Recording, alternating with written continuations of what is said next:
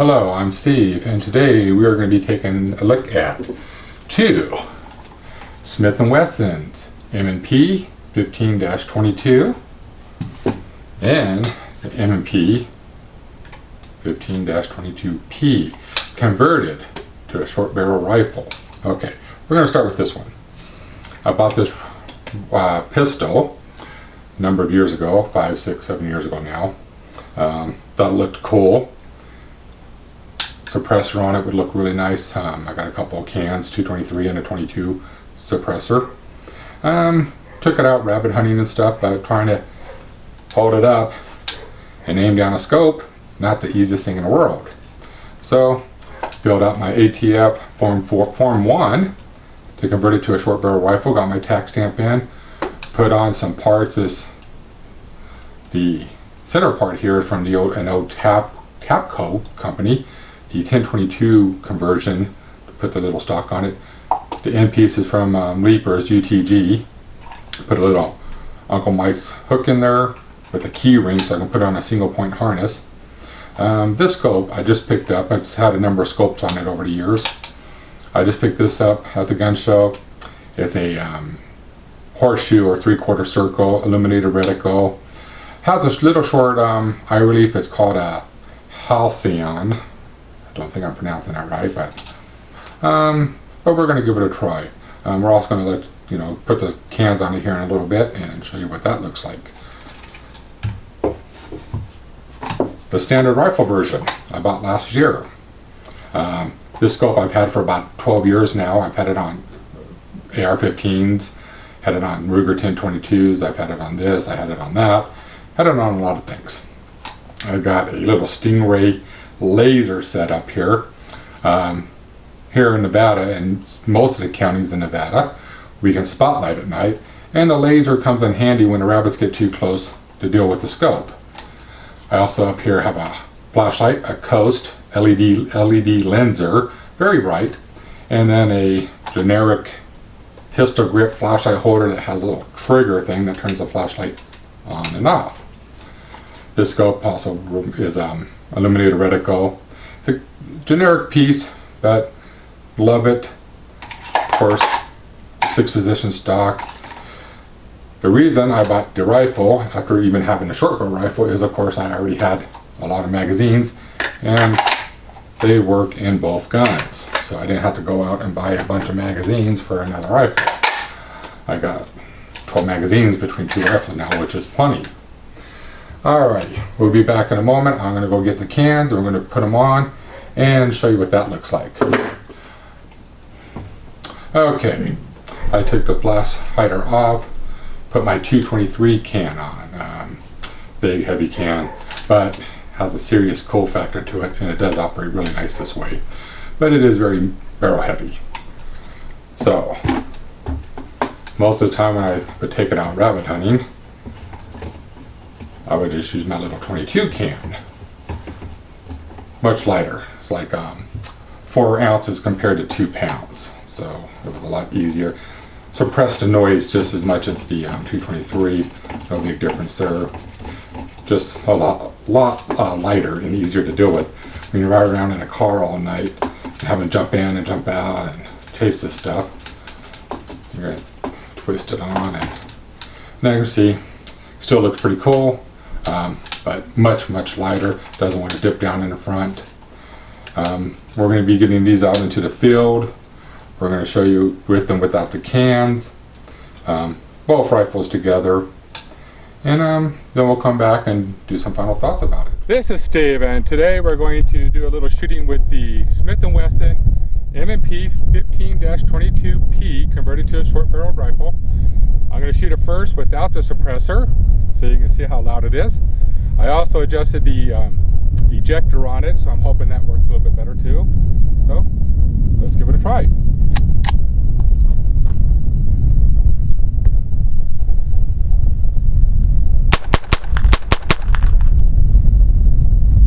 And there you can see kind of what it shoots. Shot real good.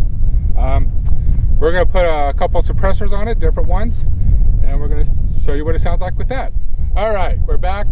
I got me a Tactical Innovations 22 can, little light aluminum one. Had it for about a decade now. Shoots pretty good. So let's listen to it.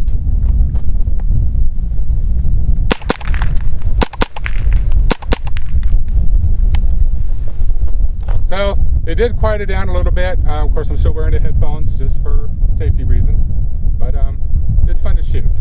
Then we're going to put a 223 on it, and you'll see how that one looks and sounds. All right. Now this is a DBC 223 suppressor, all metal, very heavy. Made it in Tucson, Arizona. I picked up about 8 years ago. So listen how this one sounds.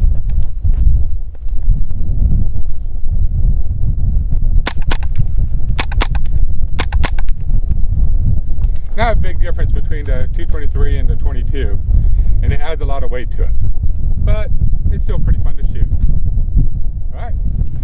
Alrighty. Worked on the ejector on both my Smith & Wessons. I'm going to be giving this one a try now. See, been having a lot of jamming problems, so let's see if it cleared it up. So here we go.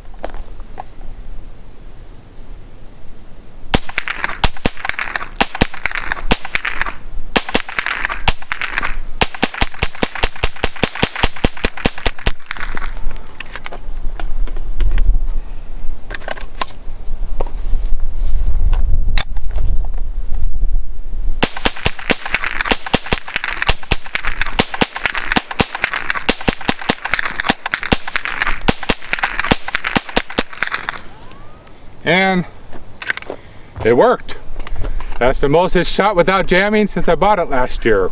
So I'm going to be doing a video on what I did, and so if anybody else has these troubles, it will fix it up for them. Alright. Hi, it's Steve, and we're back. We're going to finish looking at this Smith & Wesson M&P 15-22 converted to a short-barreled rifle. Saw it shooting here a little bit ago. Just put a few rounds through it. Got our empty magazine here, of course. Locked the chamber open, so for safety reasons. As you saw in the video, looks cool, fun to shoot, no recoil. I've always loved the AR style rifles. I bought my first one when I was 24 way back in 1991. I replaced it with both the 22 suppressor and then the 223 suppressor. They quieted up a little bit, enough where you don't need to wear hearing protection if you didn't want to. With it, like in this, the 6-inch barrel here, you want hearing protection. It's quite loud, it's like a pistol. With the suppressors on, you don't need hearing protection, even though I was wearing it in the video. This particular scope, I put a quick release on it.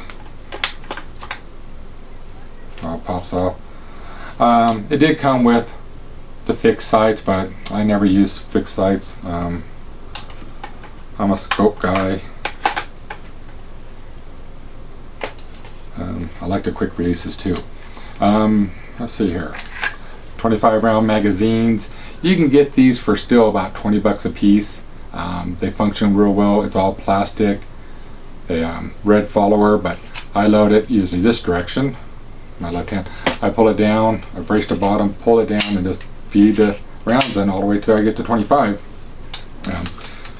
Does have the casing deflector. Everything else is just like a standard AR-15. In fact, the lower is almost identical to an AR-15, even on the inside. Magazine well. We'll get into this a bit more, but it's contoured to fit the contoured magazine there, as you see. So you're, not going to accidentally shove a 223 magazine up there, a real AR-15 magazine up there. It just ain't going to fit. But these pop right in. Magazines can be taken apart. I've never done it yet, so maybe we'll do a video on that someday. The rest of the gun pops open just like an AR-15. And you can see the pretty much the trigger group and stuff inside there. It's basically the same. Bolt assembly comes out, pretty simple. I did do some repair on both this one and my 16-inch. Hey, that was fun. Rifle.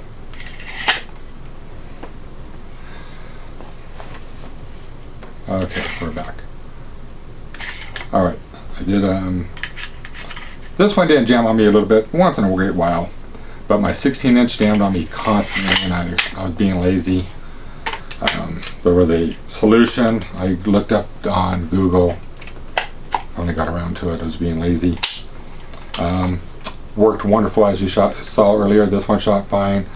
The Smith & Wesson, the 16-inch full rifle version, I'm going to throw together in the same video a little bit of that. But I'm going to do a video on what I did to repair that. So if anybody else is having a little bit of problems, it obviously worked. It cleaned it right up. All right. So here's the 16-inch version, the full rifle version of the Smith & Wesson M&P 15-22. Now, I got the scope years ago, probably about 10 years ago. I recently just put a quick mount, quick release riser on it. I got my little laser on it for rabbit hunting at night, and I put my little flashlight back on it with the grip. This is the configuration I use when I go rabbit hunting. I do got a slip over piece here. You can't quite see it. Standard AR-15. Slipped it over so I can put a strap on it. Same with up here in front. So when I do go walking around rabbit hunting during the daytime, I use a strap on it, so when I want to get a drink of water or stop, need my hands free for a few minutes, I can clear it, sling it on my back, just kind of push it onto the back, do whatever I need to do, and then bring it back, rearm it, and get it ready to go. Again, this one, I bought it last December, so 9 months ago roughly, and had bad jams on it constantly. It drove me nuts. Was being a little lazy. Been really busy actually at work this year, so finally a few days ago looked it up, the solution or the problem, found what could be the solution. It turned out to be the solution with the ejector. Fixed it up, and as you saw today, it ran beautifully. I've never, I think one time since December, I got through one magazine, 25 rounds, without a jamming. Many times I've had 5-10 jams in one magazine. Not fun at all. It's very frustrating, very, I mean, it's a $500 rifle. It does come with the position stock, but I'm a big guy, so I pretty much just leave it all the way out anyway.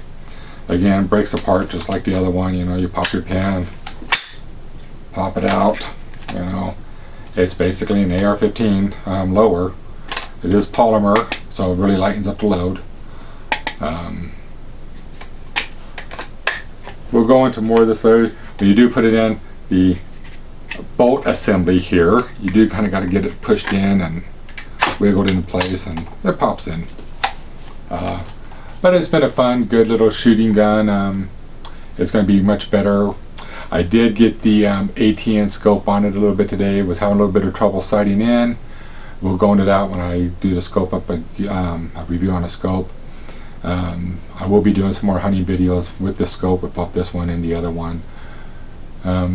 So yeah, it's not much else to say about it right now.